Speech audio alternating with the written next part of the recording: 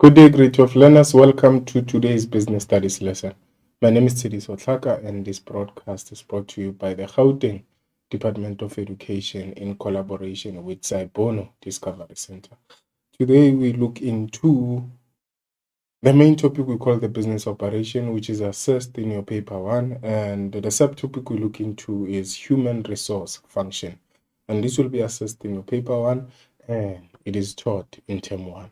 And I'm your presenter, Tsidiso Tlhaka.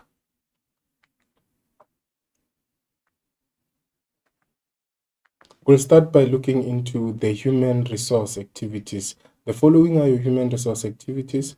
In the previous lesson, we looked into recruitment and selection. But for today, we're going to look into induction, then look into placement, then look into salary determination together with fringe benefits and legislations to say how is the human resource manager implicated with the legislations.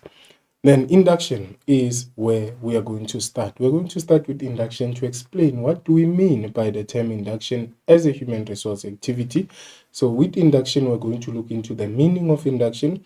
Thereafter, we're going to look into the purpose, then look into the aspects that should be included. Then our last part will be the benefits of induction. Now, meaning of induction. What do we mean by that term? Induction is a process of introducing new employees to the business or work environment or organization. What is key for you to understand is that the induction activity will happen after other activities have taken place in the business. Remember that the first human resource activity is the recruitment. Now, the recruitment procedure is a procedure that has to do with attracting a suitable candidate for the identified vacant post. So it will then involve your job description being developed and also the job specification. And it will also involve choosing the method of recruitment, which can either be internal or external. Thereafter, the business will then place an advertisement consisting of the job description and job specification together with the contact person and the contact details to say where to apply should one be attracted by the advertisement. And what will make the advertisement to be attracting to the candidates who want to apply is the job description and job specification. Because remember that with your job description, we are talking about the duties or responsibilities of the vacant post. With your job specification, on the other hand, we are talking about the minimum acceptable personal qualities and qualifications needed. So the advertisement will then have aspects of the job description and job specification in order to attract a candidate who might qualify. Thereafter, then we are going to look into the selection. The selection activity. Remember here we said the end product should be the advert. And remember, the advert can either be internal or external. Thereafter, people will start applying because the advert shall be attracting the candidates. So after that, the advertisement, the application will then come to the business. The business then will have the responsibility to do selection, whereby they have to start by determining a fair assessment criteria. And after determining the fair assessment criteria, they will then receive the documentations referring to CV, application forms, or ID documents, then sort those information according to those who qualify and separating those who qualify from those who don't qualify. And then the business might have to do a preliminary interview in a case whereby there's more candidates who have applied. Thereafter, they will conduct the preliminary, then create a short list. And then shortlisted candidate might be called for an interview. And then after being called for an interview, they have to attend. And then the best candidate will then be chosen and a job offer will then be given or provided to the successful candidate.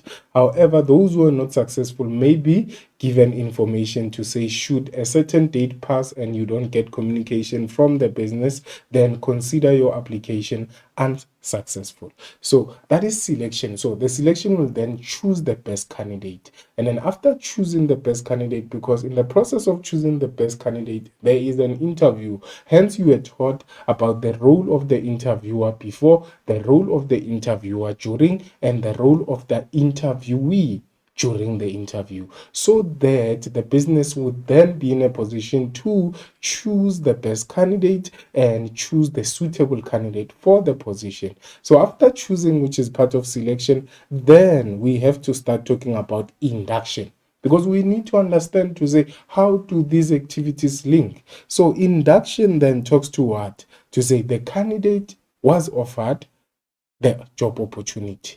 Now it is time to come to the business. Now the business is inviting the candidate to say, you were successful.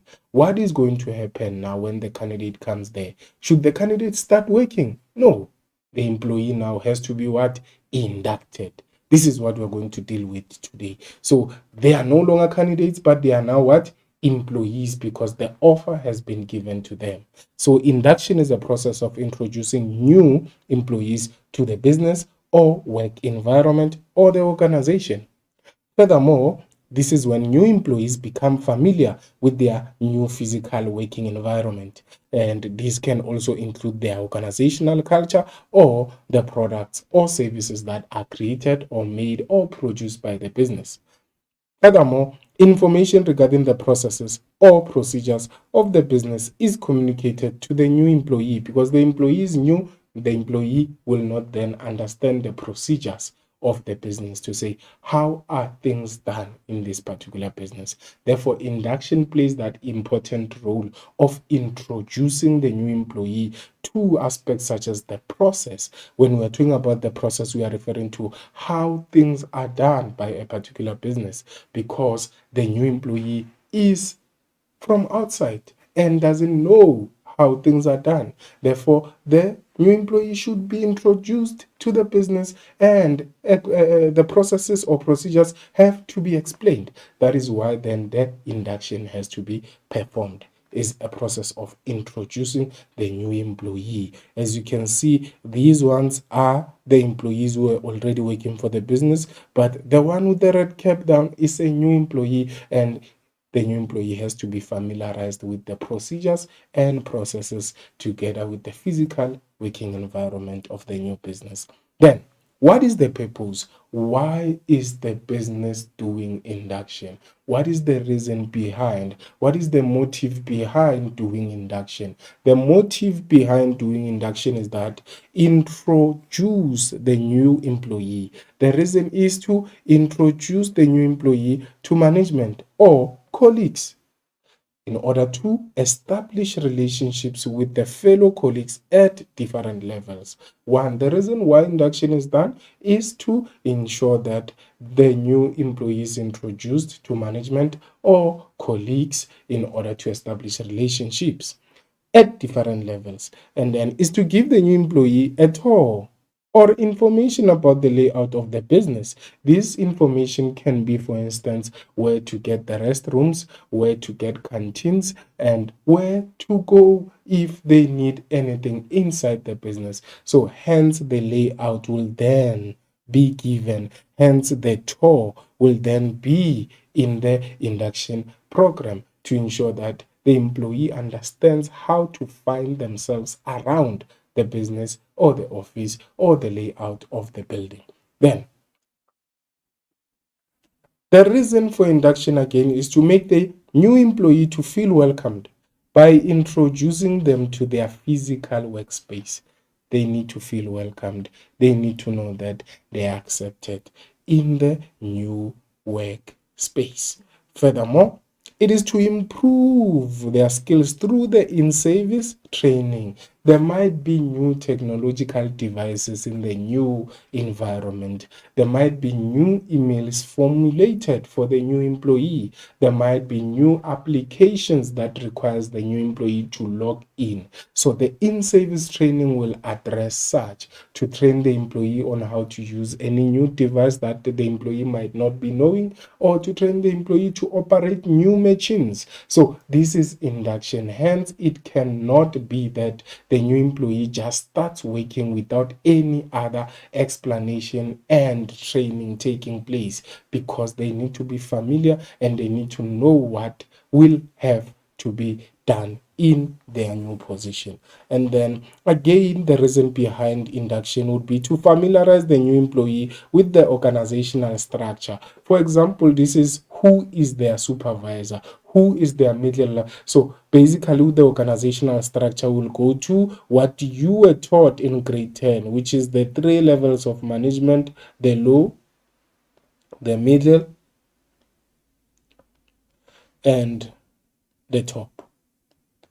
So the new employee will then be familiar with the structure to say who's their supervisor if they are here, and who is their middle manager, and who's the top management of the business. In some instances, the employee will be hired under middle, so they should know who's the supervisor and then who is the top as well, so that it allows proper communication to be done. Then as we proceed, to allow the new employee the opportunity to ask questions that will put them at ease or reduce insecurity or anxiety together with fear. So that is why induction is also performed. This will help the employee to ask questions before they actually start performing their duties and responsibilities. This will help them to be at ease, to be able to perform and be the best that they are. So we'll talk about that later when we talk to the benefit, to say the reason behind doing the induction is to help the business later on to benefit. And we'll talk about how the business will then benefit if the employee was properly inducted. Then, aspects that must be included in the induction program. The first aspect to be included in the program, so this is to say, you are now the human resource manager. You are hired by a company and you just hired, for instance, 10 employees. How do you induct them? What do you include in your induction program? Because you would have then the responsibility to develop an induction program for your new employees. One, your program should include introduction to key people or immediate colleagues. The new employee should be introduced to key people and immediate colleagues, who then the new employee will be engaging with together when they perform the duties. Another aspect that should be included in the induction program is safety regulations and rules.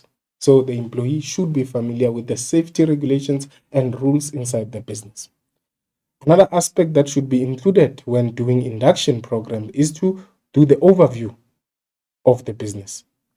Then another one is the tour of the premises. Then another one would be discussion of the employment contract and conditions of service. As I said, the last part in your selection is an employment offer is given. And then during induction, that's where discussions can take place and conditions of services can also then be looked into. Then the discussion of employees' benefits can also happen during the induction program. And then another aspect is that information about the business products or services can also be part of the program, to say in day 2, we are going to look into the processes and procedures or systems in place to make and produce the products or services of the business. Then these are aspects that should be included. So introduction to key and also the safety regulations and rules should be part of the program. Then what are the benefits of inducting, of introducing employees in a proper way? Number one, the employee who was introduced in a proper way will improve the quality of performance or productivity of the business, because they know what is expected of them, because they know what to do, and they know who to talk to. This is their immediate colleagues. This is their supervisors. This is the information about the business products. This is happening also again because of what? The in-service training that took place. Hence, we see quality of performance because they know what to do and what is expected. Then another benefit or advantage of inducting or introducing the employee before they start performing their duty is that it allows the new employee to settle in quickly and work effectively. So it allows them to settle in quickly and work more effectively. How will they settle in quickly? It's because they will know how to find themselves around the building, where to go during their lunch breaks, where to go when they want their rest periods, and where to go when they want to go to toilets, for instance. Then it will help them to settle quick. New employees may establish relationships with fellow employees at different levels. So that is also another advantage. And then new employees will understand their role or responsibility concerning safety regulations and rules within the business. To say, should there be an emergency, where should they go? Which door should they use? Where is the assemble point?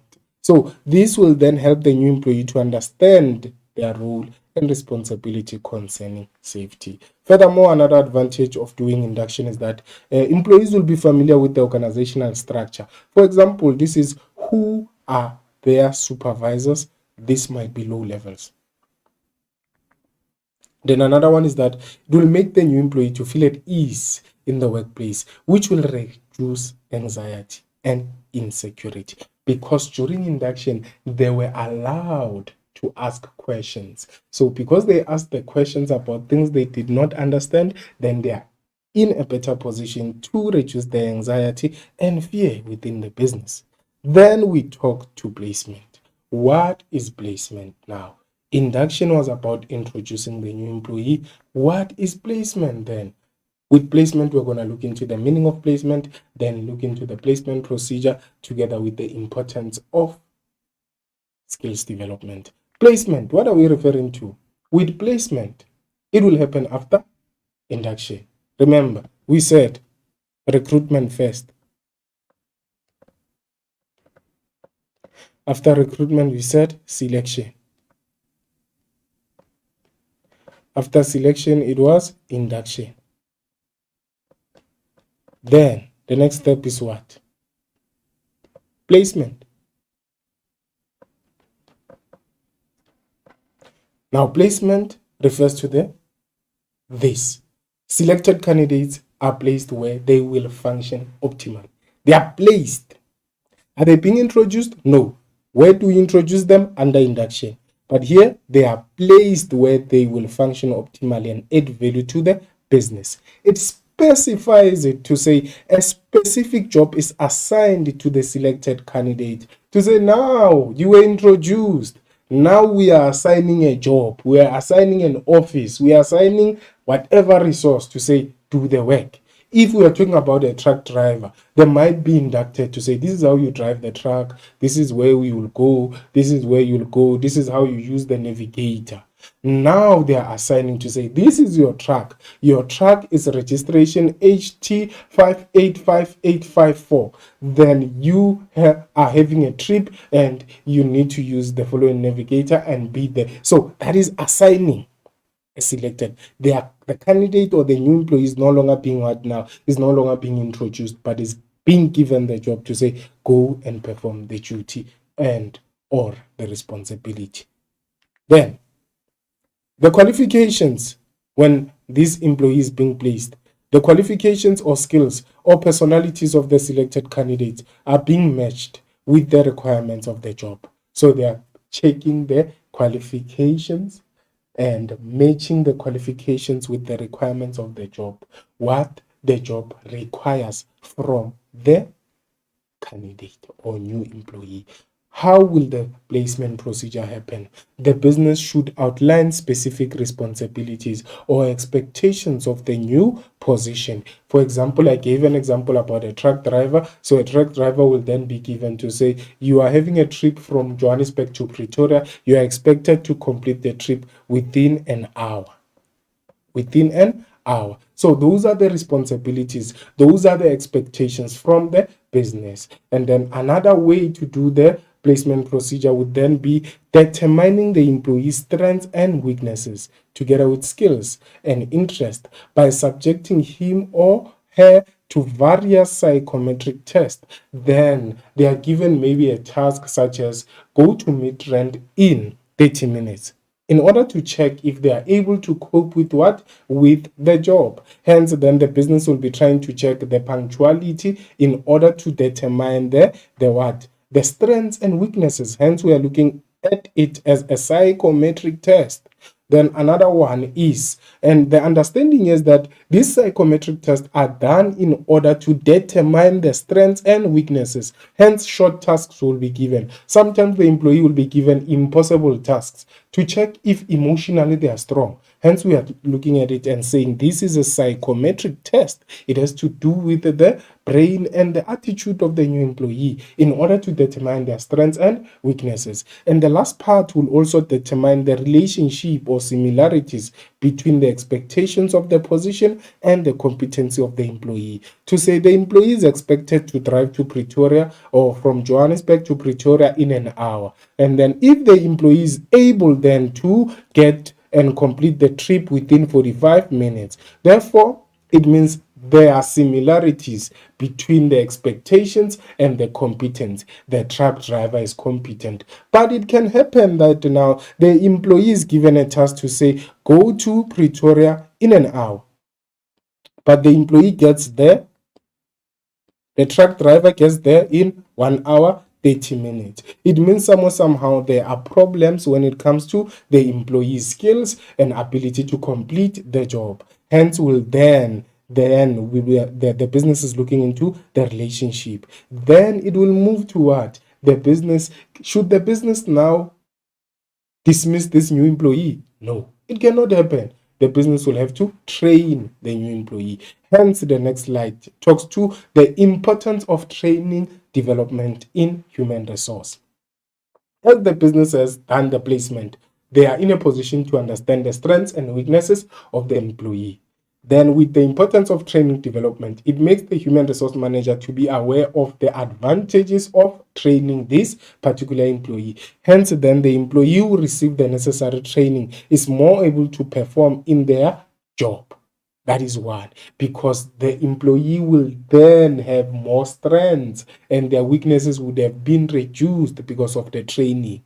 And then as we proceed, the investment in training that the company makes shows employees that they are valued. To say you're still new, but you are being valued, that's why the business is improving the skills that you might not be having as a new employee.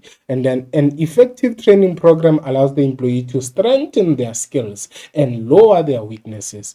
Furthermore, productivity usually increases when the human resource function implements training courses, which is an advantage. And then ongoing training and upskilling of the workforce would encourage creativity inside the business. So that would be your importance of training in training development in human resource management. To say after placement and you realize that there are some strengths but there are more weaknesses, then the business would have to implement the training development in order to benefit the following: performance going up, productivity going up, and the employee having more strengths in their skills, and also helping to encourage creativity, because that is why the business then has to develop, because the function of a human resource manager is not only to hire, select, recruit, but is also to do what? Develop their employees.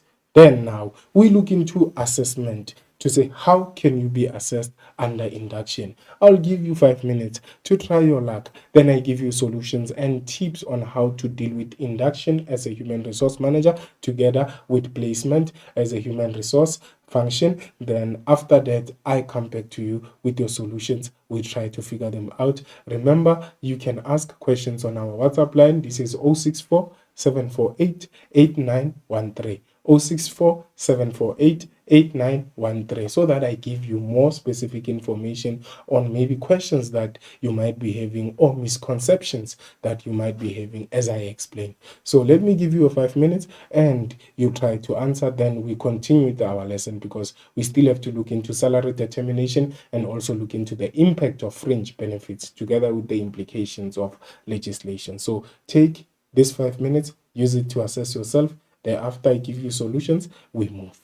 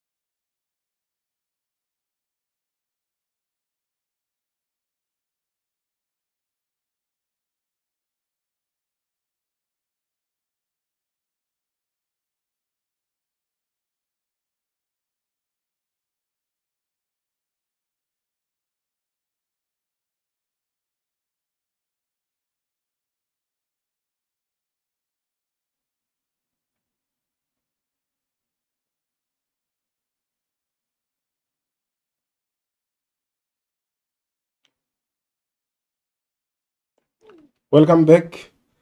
Let us look into this typical exam question. 3.1. Expected of you to outline the aspects that must be included in the induction program for 6 marks. Then 3.2, the instruction is read the scenario below and answer questions that follow. Then we are having the scenario. Dumisho Consultants.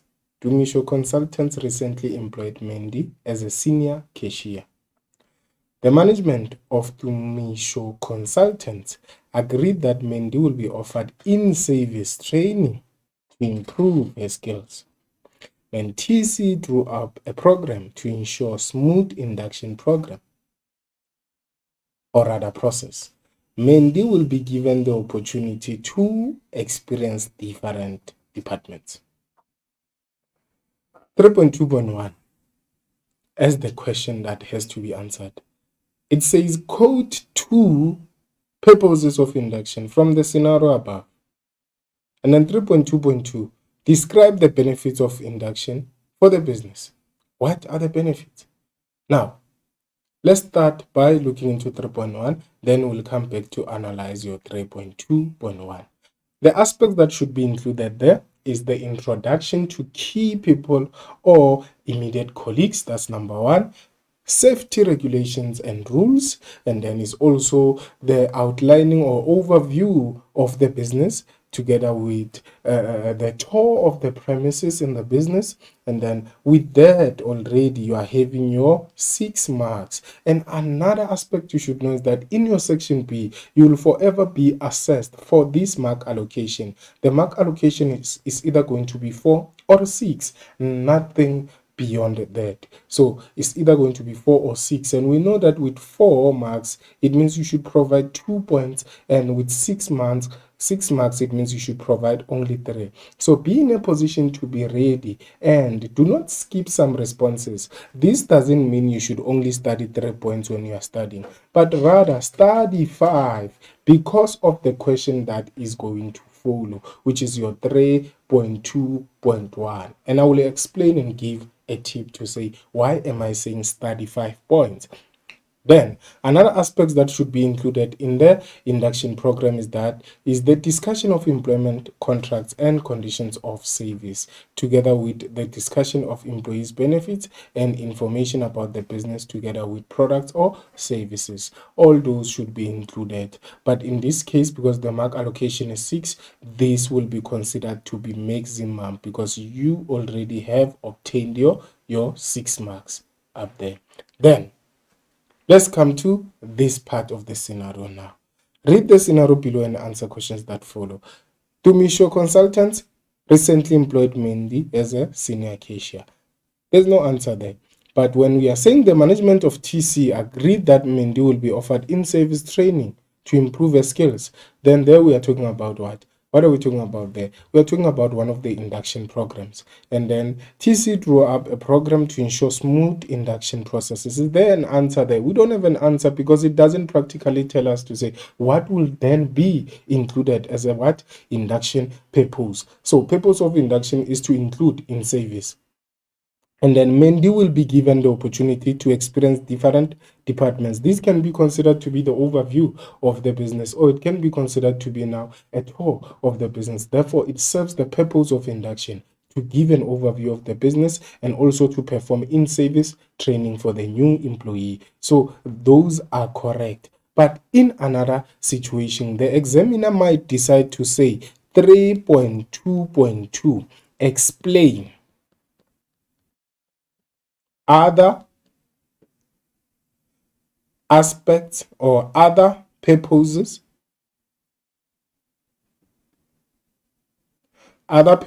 of induction.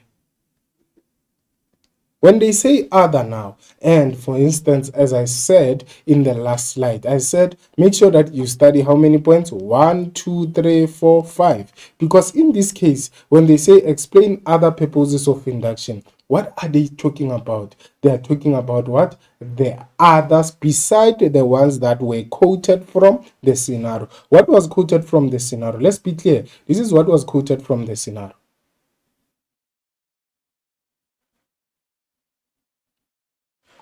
This is what was quoted from the scenario. This was quoted from the scenario. Number one, and then Mendy will be given an opportunity to assess different departments. So you cannot repeat this because it's already quoted from the scenario. It's already quoted from the scenario. Therefore, it cannot be repeated. Therefore, it cannot be repeated.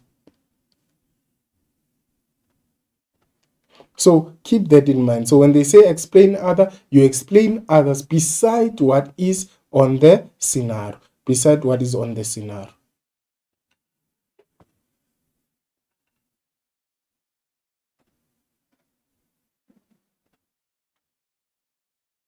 Now let's proceed.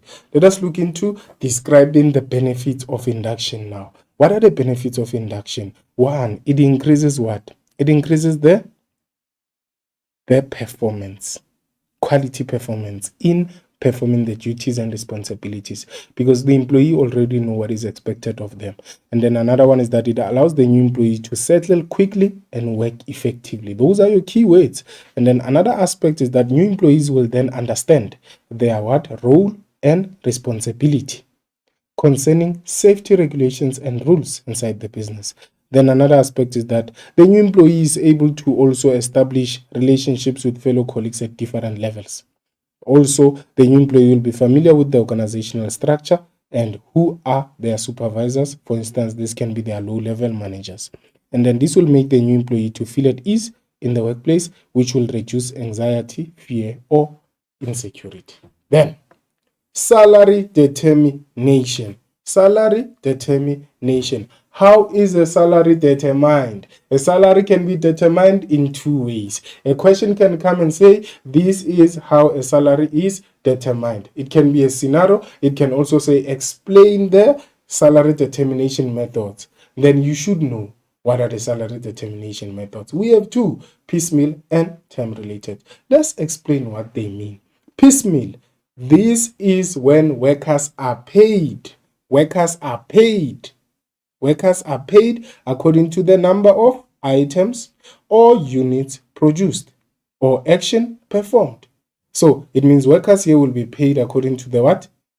They are paid according to the item that they have made or they have produced. So this, for example, would be applicable to a what? To a builder, for instance. A builder will be paid according to house. To say, if you build two houses, one house is 60,000, you build two, you're already getting 120. But they are not being paid according to the time they spend building the house. When you look into time related, workers then are paid for the amount of time they spend at work or on a task. So hence we call it time related. Salary is determined by the time spent or hours spent performing a particular task. Now, piecemeal again, it further says workers are not remunerated for the number of hours worked, regardless of how long it takes to make the item. So it's clear, it doesn't matter how long it takes to build the house, the employee will be paid according to the number of hours. But when you look into time related, workers with the same experience or qualifications are paid on a salary scale regardless of the amount of work done. For example, piecemeal would be used in factories, particularly in textile or technological industries. And then when you look into now time related, it is mostly applicable to private or public sector businesses used in this method. So time related would then be used in that setting. It would be used in that setting.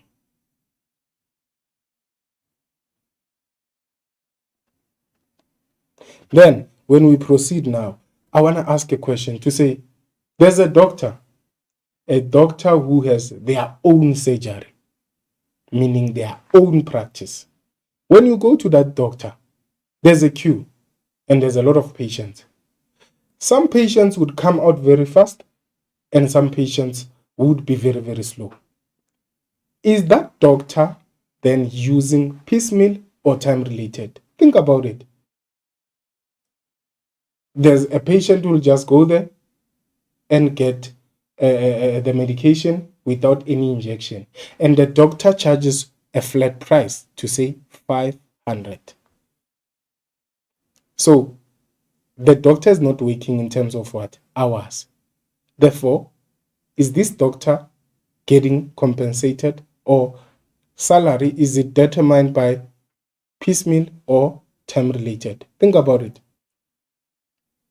The answer there should be what? The doctor with the private surgery is then using piecemeal because they are being paid according to the patient. One patient, 500. It doesn't matter how long it takes to help the patient, but one patient, 500. Two patients, 1,000. Three, 1,005. But time related would then mean 1 hour with the patient, 500. 2 hour. You understand? So that's how you should think about it when we are looking into piecemeal and time related. Then the link between salary determination and the basic conditions. There is a link. Why is there a link there? The basic conditions outlines legalities such as the employment contract, which may affect salary determination. Remember, the Basic Conditions of Employment Act is an act that outlines the conditions, the provisions. Remember, one of the provisions is hours of work. Therefore, hours of work will then say, in South Africa, an employee that works 5 days may not work more than what? 9 hours. They may not work more than 9 hours. An employee that works now 6 days may not work more than 8 hours. So the hours are determined by what? By the basic conditions. Because it outlines legalities such as the employment contract. And part of the employment contract is the hours of work, which will then affect salary to say how is the salary determined. It means for South African workers will not be able to perform 15 hours a day. Why? Because the conditions are limiting them. Hence, there is a link between salary determination and the Basic Conditions of Employment Act. Another aspect is that payment of salaries should be based on whether the employee is permanent or employed on a fixed contract. So also the salary is affected by the type of employment. To say, is it permanent? Is it temporary? Is it a contract? Then those are some of the aspects. And the basic conditions set out conditions that ensure fair labor and human resource practices, such as the working hours.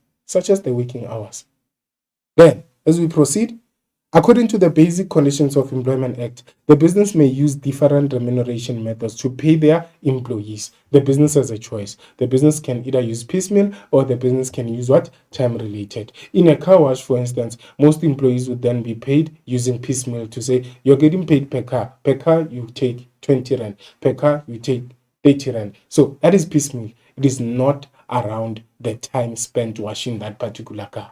Then another aspect is that businesses are supposed to deduct income tax, which is the pay as you earn from the employees' taxable salaries. That is that with your salary determination. Then we talk to fringe benefits. What are fringe benefits? Fringe benefits are benefits beyond, is extra compensation beyond the salary that will be received, meaning extra money that will be added by the business beyond the salary that will be paid. So an example of fringe benefits in the workplace can be medical aid funds or health insurance fund. It can also be pension fund together with provident fund and funeral benefits. For example, a medical aid fund can be a fringe benefit in this nature. The employee might contribute 2,000 and the employer might maybe contribute 6,000. Because maybe the cost of the medical aid is 6,000. So the total here is that in total, the medical aid is costing what? 6,000. But the employee is only contributing, 2,000, but the employer is contributing what? 4,000. So it means the 4,000 becomes the fringe benefit because it will not be deducted from the salary. Instead, it is added to the salary of the employee beyond what they are already receiving. So that is why we call it the fringe benefit. The same thing would then apply to the pension fund and the provident fund and the funeral benefit as well. So as we proceed, we also have car traveling, housing, or cell phones, together with clothing allowances. So all those would then be considered to be allowances. So when it comes to allowances, make sure that you don't make a mistake. You don't make mistake of doing what? Of saying, if a question comes in 3.1 and says name 4 fringe benefits, and what you do or how you respond would be, for instance, you respond maybe by saying, my first fringe benefit is car. My second is traveling or is cell phone. My third is clothing.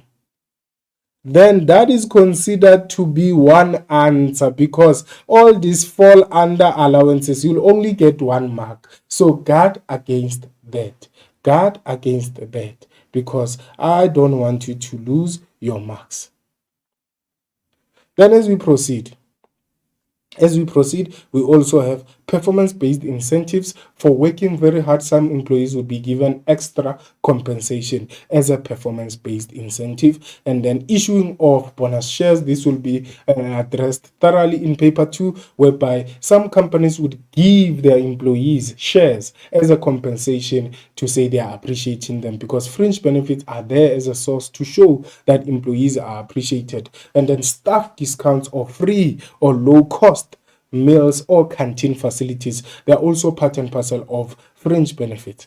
Now, what is the impact? The impact of adding compensation and calling it a benefit for the employees, so that they become happy. Because in human resource, it's clear that what is key is to make the employee happy. As the employee is happy, the employee will then be able to perform at their best level of capacity. So what are the advantages or positives of giving the fringe benefits? It improves productivity, resulting in a higher profitability. Employees are going to be productive. They're going to be willing to work for the business because they are motivated by the benefit. And then another one is that it attracts experienced employees who may positively contribute towards the business goals or objectives. And then another one is that it increases employees' satisfaction or loyalty. Employees are going to be satisfied and they're going to be loyal, as they may be willing to go an extra mile for their business. Why are they going an extra mile? Because this business is offering benefits.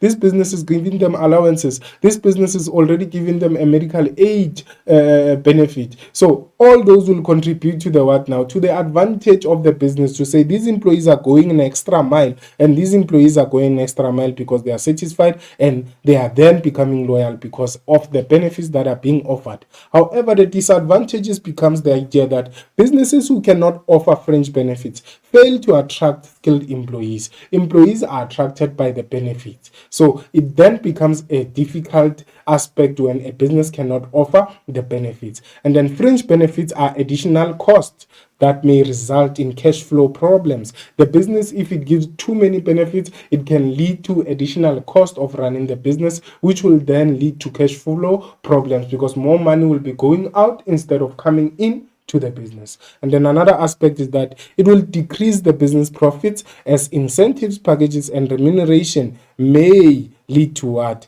To higher cost of running the business. Then we also have a fringe benefit which is compulsory by law and is required by law, which we call unemployment insurance fund. By law, employees are required to contribute 1% of their salary towards UIF.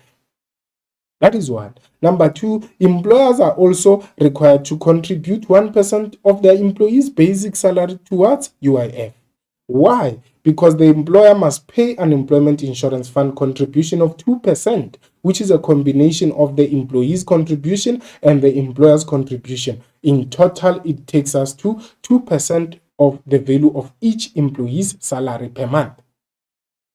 The fund offers short-term financial assistance to workers when they become unemployed or unable to work due to illnesses, maternity, or adoption leaves, which will then fall under the unemployment insurance benefit, which we call the illness, the maternity, and the adoption benefit. So that is considered to be the fringe benefit which is required by law for a business to operate. They need to ensure that all their employees are then contributing, and the business is also contributing the 2% for each employee. Then, implications of the acts on human resource function. Let's start here. Let's explain, what does this term mean? What does this term mean? Implication. To implicate means to associate. It means to involve. So the human resource manager is involved, is implicated, is associated with complying with the acts, because the acts deal with the human resource, which are the workers. These are the workers of the business. Therefore, the business will then, or the human resource function will then be implicated in ensuring that these acts that were developed for workers by the South African business would then be implicated. And which acts are we talking about? The acts we talk about is the Labor Relations Act, is the Employment Equity Act, together with the Skills Development, and the last one is the Basic Conditions of Employment Act. Let us check how then the employees and the human resource manager would then have to deal with being implicated with these labor laws, because labor refers to workers of the business. Therefore, if the South African government is prescribing how workers should be treated, the human resource manager, as a manager who manages workers, will have to know how this act work. Hence, they are involved, hence they are implicated with these functions or these acts. Then let's proceed and start by looking into labor relation. One, the human resource manager should know that labor relations promotes resolutions of labor disputes. To say when there's a dispute, which is a disagreement between the employer and the employee, how that can be solved is by using labor relations as an act, because it will promote resolutions, meaning provide the human resource manager with how to solve any dispute that might occur. And then it also protects the rights of employees and employers as are outlined in the Constitution. And this is also there in your Labor Relations Act, which is your chapter 1, in your impact of the recent legislation on businesses. Labor relations specifies the employers and employees' rights. To say employers have a right to start their own employers association. They have a right to lock out in case of lengthy strikes. They have a right to dismiss employees who engage in violence or illegal strikes. So those are the rights of the employers. So this is how the labor relation then would protect the employer. But the employee also has their rights, and their part of their rights is to do what? Is to start their own trade union, to join a trade union, to participate as well in a legal strike. So all those then are part and parcel of protecting the employee's rights, and with the employer's rights I also started with. So those are stipulated by the labor relations. So the human resource manager should know all those so that they are able to manage their workers in a proper way and protect their rights. And then it also provides for unresolved disputes.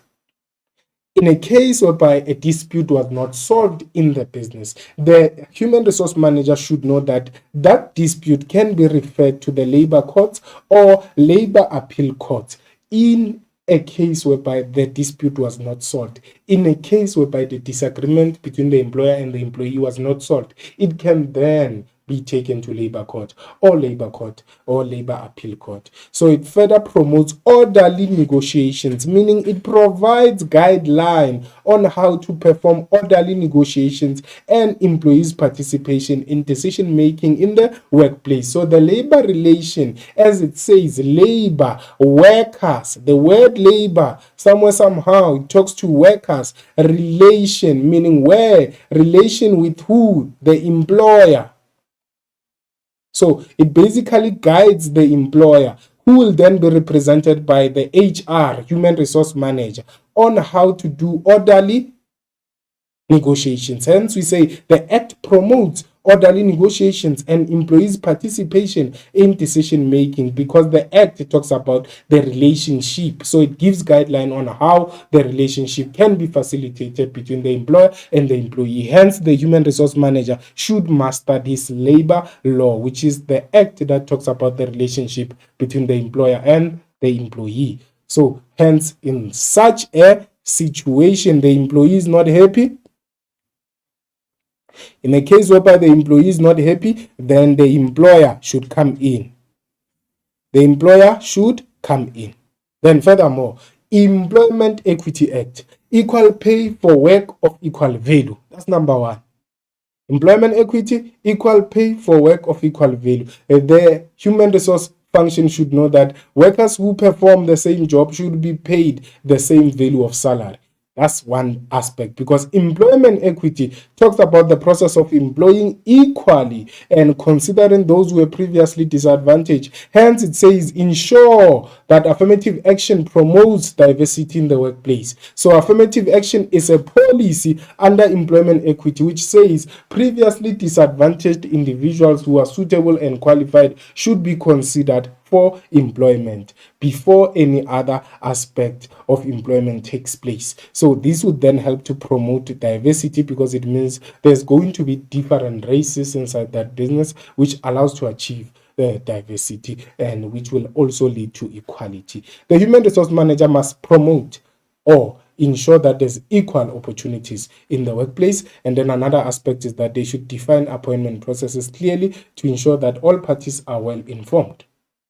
Then they should compile employment equity plans. An employment equity plan is a plan or document that will then stipulate to say how many Africans are in the business, how many colors are in the business, and also maybe stipulate how many white people are in the business, and then how are they equally distributed inside the business, and are there equal opportunities for the races that are within the business, and maybe including Indians inside the business. So that is an employment equity plan, which will then indicate how will the business implement affirmative action in ensuring that they promote equal opportunities for Africans, coloreds, whites, and Indians in a business. So hence it will then talk to Employment Equity Act. There's also an act that focuses on skills development in the workplace. So the Skills Development Act is then implicating the human resource manager, because then the human resource manager would be expected to identify the training needs of the employees and provide them with a training opportunity so that they will perform their tasks efficiently. So that is one way of now complying as well with the skills development by the human resource function. The business will have to contribute 1% of their salary bill to the skills development levy. This will then implicate the human resource manager to ensure that it happens. And then it will ensure that training in the workplace is formalized, which will lead to a recognized qualification to say if employees have engaged in a training, they should get formalized, and then that training will then lead to a recognized qualification. Then the human resource manager would have to appoint a full or a part-time consultant as the skills development facilitator to oversee the process of training taking place in the workplace. So when we are looking into Skills Development Act, is an act that focuses on improving the skills, and then the human resource manager would make sure that the act is implemented by identifying training needs, by contributing 1% to the skills development levy, and also ensuring that training is formalized to lead to a recognized qualification, and appointing a facilitator who will then monitor and oversee if the implementation is done successfully. Then as we proceed, the basic conditions of Employment Act. The human resource manager should ensure that employees' contracts are aligned with the provisions of the BCEA. This is your hours of work, meaning the hours should be in line with the basic conditions of Employment Act. Another one is the rest periods. And let's talk about them practically. To say, one of the provisions is that the employees must be having the following as a provision of the basic conditions of Employment Act, because the human resource manager is there to provide fair conditions to the employees. Hence, they must have a break of 60 minutes after 5 hours of work. Another aspect is that the business should not employ a child or children under the age of 16, because that is not allowed according to the conditions of employment. And then workers can take up to 6 weeks paid sick leave during their 36-month cycle. That is also a conditions under the basic conditions of Employment Act. The human resource manager should then know that employees, each and every employee has a 6 weeks paid leave during a 36-month cycle, meaning a 6 weeks is a 36-month cycle would then be equivalent to 3 years. Workers should only work 9 hours per day in a 5 days work week. Then another aspect is to say, now those are the provisions, and one of the provisions is workers will work only 9 hours per day. in a 5-day work week, meaning if they work 5 days, they will only work 9 hours per day, and they should not work more than 6 days and perform these hours. They will then not be considered to be hours that are according to the condition. Then, assessment now. I want to give you 5 minutes again, then you perform this assessment, you try to answer these questions, then I'll come back to you with the solutions. Let me give you 5 minutes, and remember, if you have a question, 064 748 8913, 064 748 8913.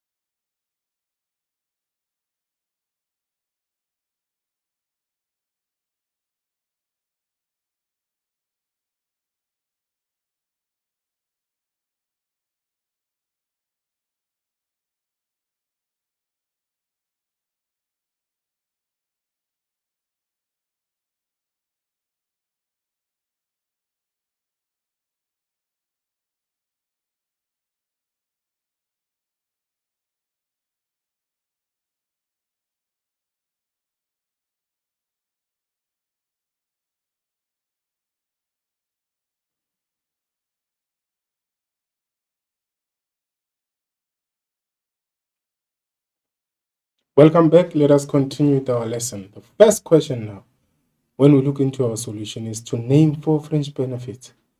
Name 4 examples of employees' fringe benefits for 4 marks. And then 2 says to you, read the scenario below and answer questions that follow. Smart Construction has hired Letabo and Grace, and these are employees for Smart Construction. Then, Letabo is remunerated according to the number of hours spent at work, and Grace according to the number of houses built. Then Gail's employment contract has recently been terminated due to regular absence from work. 2.1. Identify 2 salary determination methods or 2 salary determination or remunerations applicable to Letabo and Grace. Motivate your answer by quoting from the scenario. This will be the scenario above. For 6 marks. Then 3. Discuss the implications of Employment Equity Act on human resource function. Then the other one is evaluate the impact of fringe benefits on businesses. Now let us look into the solution. When the question requires of you to name, you are simply jotting down or listing the responses. Hence, the mark allocation is 4 for 4 facts. Then, number 1 is medical aid or health insurance. Number 2 is the pension fund, then the provident fund, then the benefits. And then after that, in a case whereby you have provided more, then this will be cancelled. So this is to say, if the exam is asking you to name 4, make sure that you name the first 4, and the first 4 should be accurate, because should it happen that maybe you named an incorrect response here and the last one here, the 5th response is correct, this will not be considered because the responses that are required by the question, there are only 4. So the instruction would be for the marker, only mark only the first 4. Then as we proceed now, number 2, reading the scenario. We read the scenario. We saw that Letabo and Grace are employees of Smart Construction.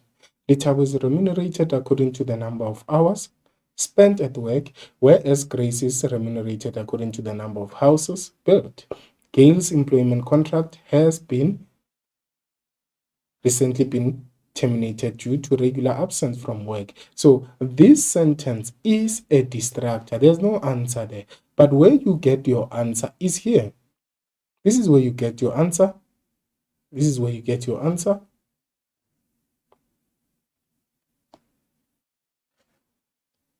This is where you get your answer in this sentence and this sentence up to here. But Gail's employment contract, you don't have an answer there. So the answers for you should be what? Time related and piecemeal. How do you determine that time related? For Letabo, because Letabo is remunerated according to the number of hours. And then piecemeal for Grace, because Grace is remunerated according to the houses built. Because remember, piecemeal is saying now to you, you are paid according to the number of hours. So this would then be 6 marks. Then what are the solutions? Discussion of the implications of what? Employment Equity Act. Equal pay for work of equal value. Ensure that affirmative action promotes diversity in the workplace. Thereafter, the human resource manager should promote or provide equal opportunities in the workplace. Then retrain or develop or train designated groups through skills development programs. And then another one is to define the appointment processes to be clearly to all parties that are informed or that will be given the opportunity. Then when we look into the advantages of and disadvantages of fringe benefit, which is the impact, it improves productivity, which will lead to what now? Profitability. That attracts experienced employees who will then positively contribute to the goals or objectives of the business. It increases employee satisfaction or loyalty because employees are willing to go an extra mile. And then businesses who cannot offer fringe benefits fail to attract skilled workers. And then fringe benefits are traditional costs that may result in cash flow problems. And then businesses decrease. Businesses do what? decrease business profits as incentives or remunerations may now lead to what? May lead to high costs for the business. Then, with that being said, let us look into the last part by summarizing what we covered. In the first week or the other week, we looked into recruitment, and then we said recruitment is the process of attracting suitable candidates. After attracting them, they have to be selected. After being selected, we look into induction, which is what we covered today, to say it focuses on introducing. Then placement has to do with assigning the job. Then after assigning, then you determine the salary to say, is it piecemeal or is it time related? Is it piecemeal or is it time related? Thereafter, you look into the benefits. The examples are your medical aid, for instance, are your car allowances, provident fund, and your pension fund. And the last part is on how the human resource manager would then be implicated with the 4 legislations which are related to labor law. This is your Labor Relations, Skills Development, Employment Equity Act, and the Basic Conditions of Employment Act. So this then marks the end of our lesson. Hoping we made sense, hoping you understood, and what is key is that work when you still have time, because when you still have time, you will then be able to acquire all the knowledge and achieve the best results when it gets to your term 4, whereby you need to do your revision. So with that being said, thank you for watching and see you next time.